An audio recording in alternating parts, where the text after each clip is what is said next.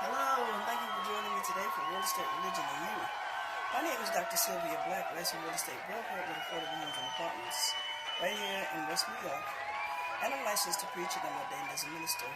And I'd like to thank you for joining me today for Real Estate, Religion, and You.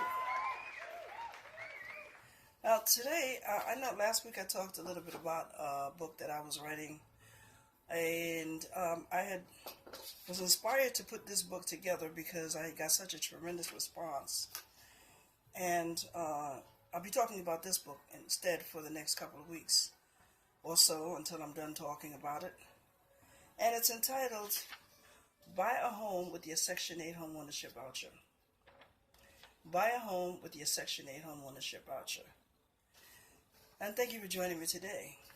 And today I'll talk about as much of the book as I can, but I'd like to tell you a little bit about what the book is about.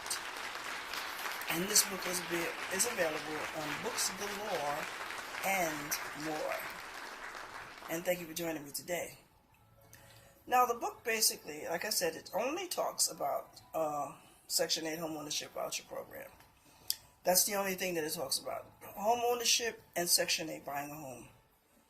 All right, it talks about I'm going to talk a little bit about what Section 8 Homeownership Voucher is, eligibility requirements for home ownership, employment requirements, home ownership counseling. Okay, I'm going to talk a little bit about some frequently asked questions, home ownership expenses. I'm going to talk about what your portion would be as a homeowner. Okay, then there are other programs, other government programs that are actually government discount home buying programs that I'm going to talk about. It'll talk about how you can actually own a home through these particular programs. Okay, and they're sort of like they're discounted programs that are offered through various government agencies. Okay, and I want to thank you for joining me today for Real Estate, Religion, and You. Okay, and we're going to talk about some of the different home ownership programs that are available through different government agencies. Okay, buying a home. Now, this specifically, I'm licensed real estate broker of Affordable Homes and Apartments. Okay, at Affordable Homes and Apartments, we sell homes. I specialize in foreclosures, properties that are below market value. I like selling properties that are below market value because actually it was one of my first homes. My first home was a government home that I purchased. And it brought, lots of enjoyment for me. I was really happy and pleased with it. I was glad that I purchased it. But I was able to purchase it at, pretty much almost nothing. But what happened, I had to put some work into it, okay? I either had to do the work myself, I had to hire someone to help me do it, or I would have to hire a contracting company. And I pride myself being able to do some of the work of the house, because when you look at a house after the work is done, you can say, wow, I did that, I put those kitchen cabinets in, we put that flooring down, I put that floor. I put those wall panels on, the wall paneling on, I mean, if you really get ambitious, hey, I went up on that roof, honey, and I fixed the roof. I did the siding on the side of the house, One thing I will not mess with, and that's electricity. Water, I can mess with. I'll put some pipes together, I'll screw them and whatnot, cut them and what have you. The worst, I don't like asking that question, but the worst that'll happen is that you'll have a leak.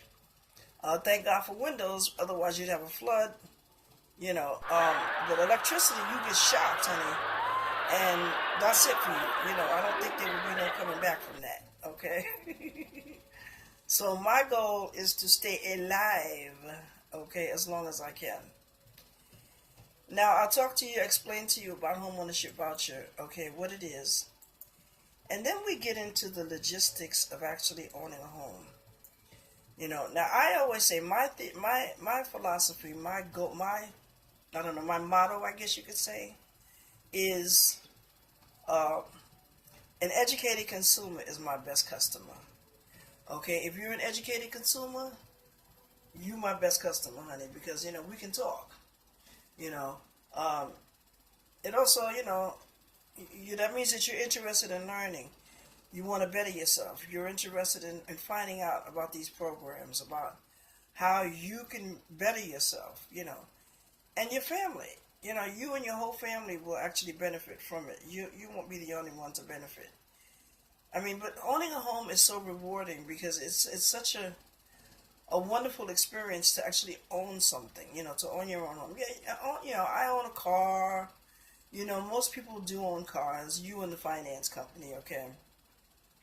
Even if you're mortgaging the home, and if you look at some of my videos on YouTube, just go to my YouTube channel at Affordable Homes and Apartments, and you'll see some of the videos that I've talked about in terms of financing programs, mortgages, choosing the mortgage that's right for you. And I'm going to continue going over and start, talking about some more of that kind of stuff as we continue and progress in, in real estate. And I particularly want to talk about it. I was just led to talk about this because it just seemed like very appropriate. I gotten such a tremendous response from my YouTube channel, from my, from everything that I've been putting out there. I've been getting a great response, and it's wonderful that I have been doing that. So, and I know that it's something. This is like really what I want to do to promote home ownership in low to moderate income individuals and families. Okay, there's several reasons why you should own a home, why you can own a home.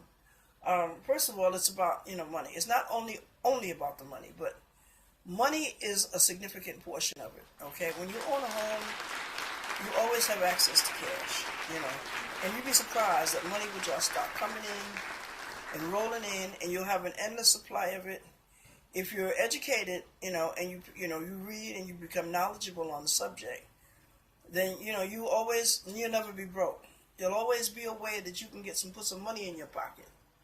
And I think that's like the bottom line right there. Always be a way that you can put some money in your pocket. You'll always have money for the kids, put them on an allowance or what have you.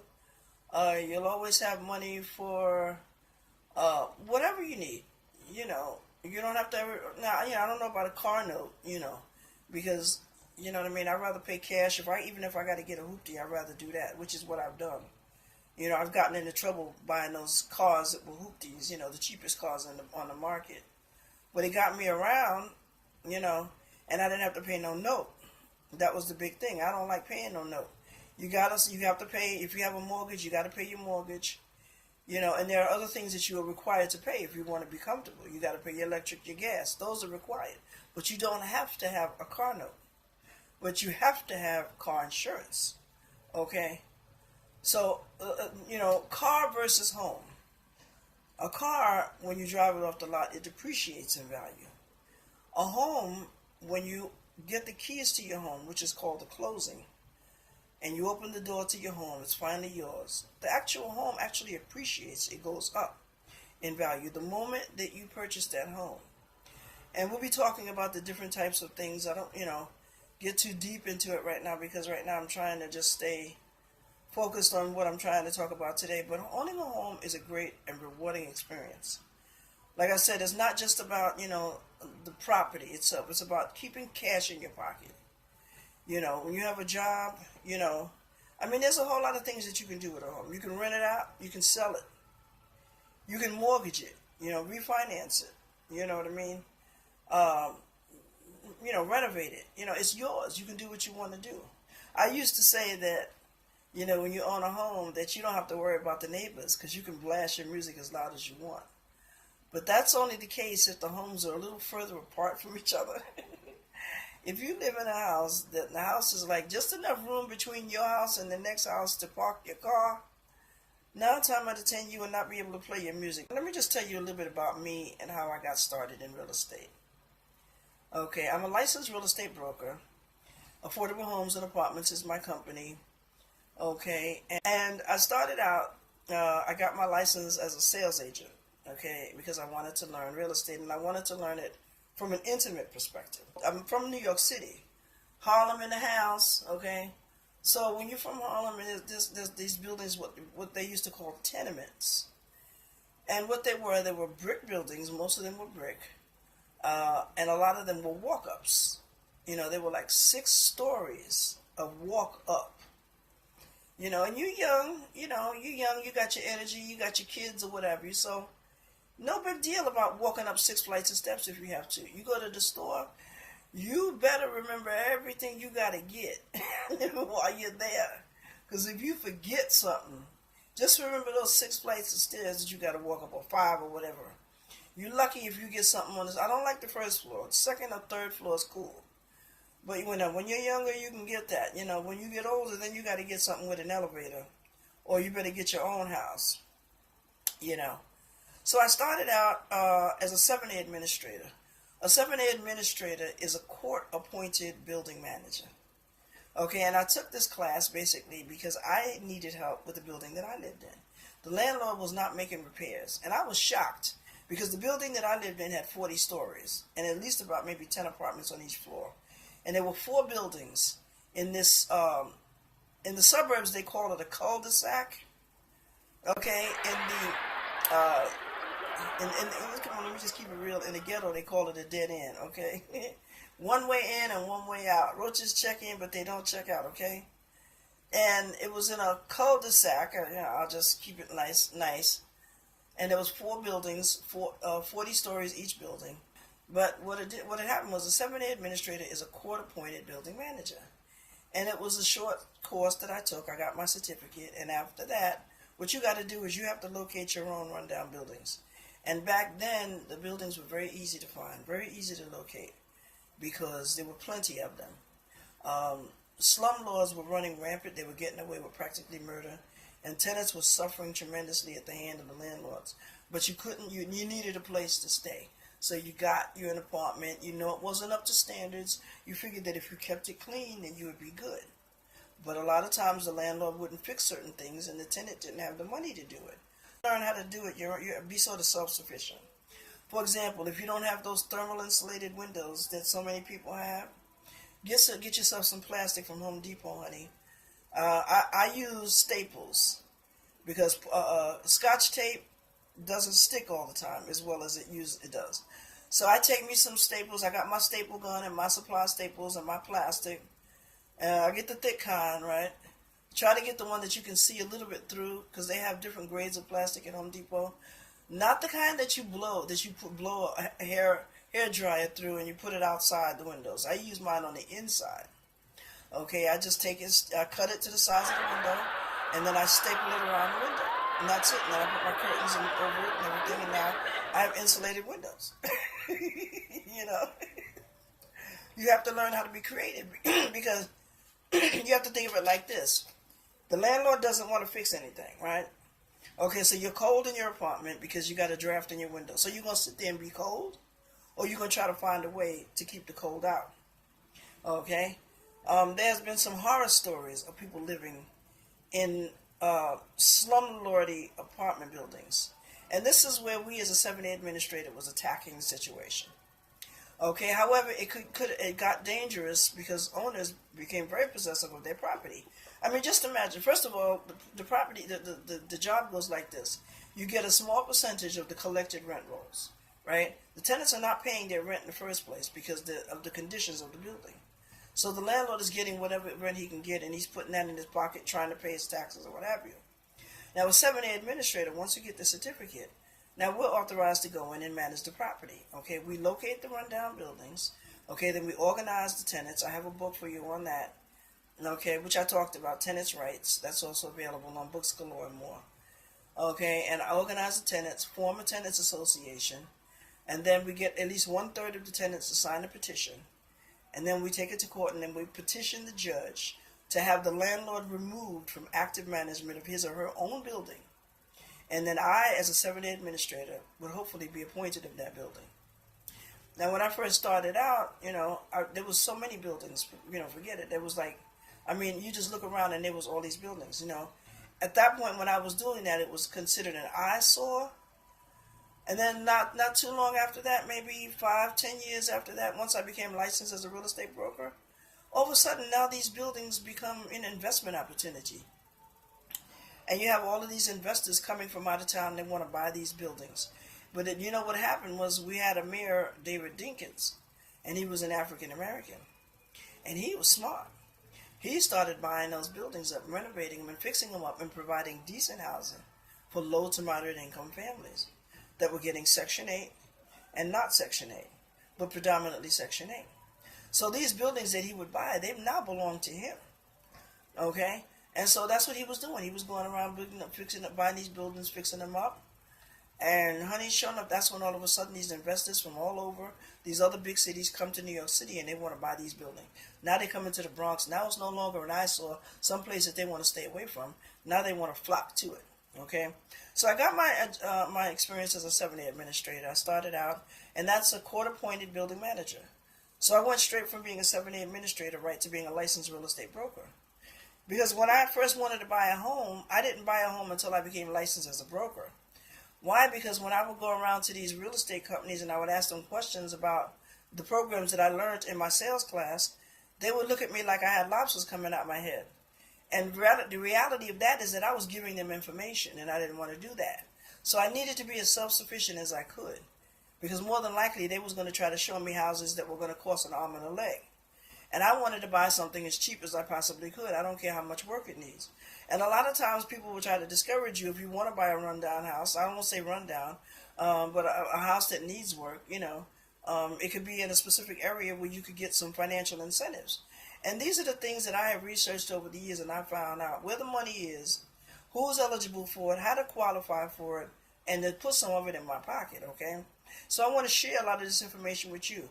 This book that I'm talking about today is Buy a Home with Your Section 8 Homeownership Voucher. Buy a home with your Section 8 Homeownership Voucher. Now, there are two different types of voucher that refers to this. There's a rental voucher, which is what you get when you rent a house or an apartment from a landlord, right? And generally, your portion as a tenant is 30%, right? Sometimes you pay nothing at all depending on the rent. I know I used to work for a landlord, and he used to have 4-bedroom apartments. You probably remember me, whatever, maybe. Mostly on the east side. And he would rent out 4 bedrooms, and he would charge a low rent. Okay, this rent was actually covered completely by Section 8. Okay, if the Section 8 will tell you how much rent they will pay. And sometimes landlords will go over that. And then the tenant now will have to pay 30% of whatever the rent is to compensate for the balance of the rent that the landlord is charging, right? So now that's a rental voucher. Now a home ownership voucher is something that you get, that you qualify for, that helps you to purchase a home. Okay, and generally, again, the mortgage payment that you, as a Section 8 homeowner, would pay is generally 30% across the board. Okay, so we're going to start talking numbers in next week, a couple of weeks. Maybe I'll be doing some workshops, I'll have some live webinars, have some seminars or some videos that you can go online for. But you can view all these videos for free right on my website, my YouTube address at Affordable Homes and Apartments. Okay, Affordable Homes and Apartments, completely spelled out, everything spelled out. My website is affordablehomesandapartments.net. So you can look and view a lot of my other books. If you want to purchase, if you want to obtain a copy of any one of my books, the books are available on Books Galore and more. And there's information on there. I have videos on there. I have books. Most information that you need will be on the websites, either one of those websites or YouTube. And all of that's completely free. Okay? Now, just to briefly talk to you about the Section 8 Homeownership Program. If you wish to purchase your first home but need help with meeting your monthly mortgage and other homeownership expenses, there's a program that will help you. And it's called the Section 8 Homeownership Voucher Program. Now, if you are currently a participant in a Housing Choice Voucher Program, which means that if you're getting Section 8 to pay your rent, and you receive rental assistance, your voucher can buy your home, and you can receive monthly assistance in meeting your home ownership expenses if your local government agency participates in the Home Ownership Voucher Program and you meet income and eligibility requirements. It's not like you got to be making a lot of money, because that's not the case. Eligibility requirements in this case is meaning that you cannot make too much. Okay, first of all, we know that income wise, you have to be making minimum wage is what, $10 in New York. Believe it or not, minimum wage is still $7 in certain states. I was researching it, and I think in Alabama, the state still wants to pay them $5 an hour, but so the federal minimum wage law stepped in and paying them 7. So you can imagine across the board, it's not $10 everywhere. It's $10 in New York, and I say thank God it is, because that gives people a chance to make money. I mean, $10 is still not a lot of money to do nothing with. You know, okay. So when I say income and eligibility requirements, they're income maximums. Okay, so you can't be making over a certain amount of money. Okay, some people say income requirements that you got to be making at least $100,000 to qualify for this program. No, you can't make $100,000. You have to be making, for a family of, I can give you the numbers exact the next time, and I'll tell you exactly where to find it at also. But these are income maximums that you will qualify for. In other words, you could possibly even be making, and I don't have the exact numbers in front of me, somewhere in the neighborhood of 20,000, 25,000, and you could, for a family of 4 or 5, and qualify for the program. So you could be making minimum wage in some cases and still qualify for this program. Okay?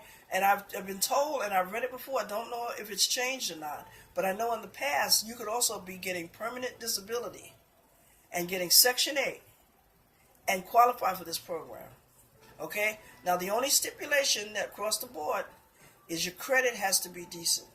And there are free home ownership classes that you can take that are pretty much, and I'll talk to you about what some of these organizations teach. And in order to be a home ownership, a housing counseling agency or something to that nature, you have to be registered with one of these government agencies, okay? And they would have a license, and there was something that would specifically say that they're registered.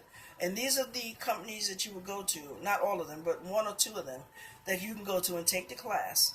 And once you've completed the class, you will get a certificate of completion, and then that will qualify you to participate in the Section 8 Homeownership Voucher Program. Also, you have to be getting your housing choice rental voucher for at least 12 months, at least a year. So you have to be getting, pay for a year. You have to be, Section 8 has to be paying your rent for a year, and then you can qualify for the housing homeownership voucher program. Okay, not all states, not all everywhere, municipalities or what have you offers this program. So you have to find out. If there's a waiting list, you have to wait for the waiting list. If the waiting list is closed, I don't want to tell you what to do, but if it's closed in this part of town, move to another county. Find out what state it's open so you can participate in this program, if that's what you want to do. If you do get on the waiting list varies from municipality to municipality. Okay, if you are in a subsidized unit, now just keep this in mind. Now there are some apartment buildings where the actual apartment is subsidized. Okay, so there's I'll get the names of these documents. Okay, I'm just trying to explain the difference between. Okay, you have a Section 8 voucher, a home rental. You have a housing choice voucher. It's a piece of paper, and you present it to the landlord. You say, "Here, I got Section 8." So you can almost rent any place, any landlord that accepts Section 8, right? There are apartment buildings that are subsidized, and you don't need the Section 8 voucher to get into the apartment and to get your rent subsidized. But that will not qualify you for the Section 8 homeownership program. Okay, that will not qualify you for the Section 8 homeownership voucher program. You have to actually have the Section 8 voucher. Okay, and this book is available on Books Galore and more. Okay, it's just completed. I don't have a copy of it, but I wanted to bring it to you right away before I even got a copy of the book. I just ordered it. It's going to be here by the time of the next broadcast, hopefully. So I'm going to round this segment up, and this book is available. Okay, you can view the videos anytime you get ready on my YouTube address at Affordable Homes and Apartments. You can go to my website at affordablehomesandapartments.net. Okay, my dream is to own, is to get me some land and to build some 2-story townhouses or 2-story row houses or whatever you want to call them. and there'll be like 3 and 4 bedrooms, maybe with a basement, okay? And they'll be specifically for Section 8. People who've got Section 8 for a year. Now, and I'm going to introduce you to how, like I'm doing now, how to get the program, and then you're going to be renting, or you're going to be buying a home. These are going to be homes, townhomes, that you're going to be that you're going to be buying with your Section 8 voucher. This is an exciting program, honey, and it's an opportunity. If more people could take advantage of the Section 8 home ownership voucher, okay, then there would be more people available. The list, there wouldn't be a waiting list. The waiting list wouldn't be closed, because then that would transition the tenants who are getting Section 8 rental vouchers. That would transition you. Now you're a homeowner. So that's one less person now that's renting. So you have an extra slot here for a tenant. You see what I'm saying? And I believe this is an exciting program. It's always been. It just, doesn't come. I just want you to remember that there's a difference between the Section 8 rental voucher, because a lot of people ask me about that. One lady says, I have a rental voucher and I can't buy a home. Some people like to dispute the fact that, different states and different organizations, they have their different policies. What you need to be aware of is the law regarding your Section 8 homeownership voucher in the state that you live in. Okay? So I want to thank you for joining me today for Real Estate, Religion, and You. And I have been talking about a book that I am coming out with called Buy a Home with Your Section 8 Homeownership Voucher. Buy a home with your Section 8 homeownership voucher. Okay? And I'll be talking about this a little bit more next week. Okay? And I'll come back to you when I'm done with this. Then I'll come back at you with my Giants book, which is also available on Books Galore and More. Okay? But this is an exciting program, and you need to take advantage of it, because there are other programs that you can take advantage of as well. Not just Section 8 recipients, but anybody who's a first-time home buyer who's looking to buy a home, who's of low to moderate income. Okay? You can also take advantage of first-time home buyer programs. Okay? And there are requirements and stipulations, but the main thing is that you need, when you're trying to dispute something, or you want to find something and somebody's telling you no, and you don't agree with that, it's good to find out what the law has to say about it. Okay, and this is an excellent book to get started with. Buy your home with the Section 8 home ownership voucher. Okay, and I want to thank you for joining me today for Real Estate, Religion, and You. And my name is Dr. Sylvia Black. I'm a licensed real estate broker with affordable homes and apartments.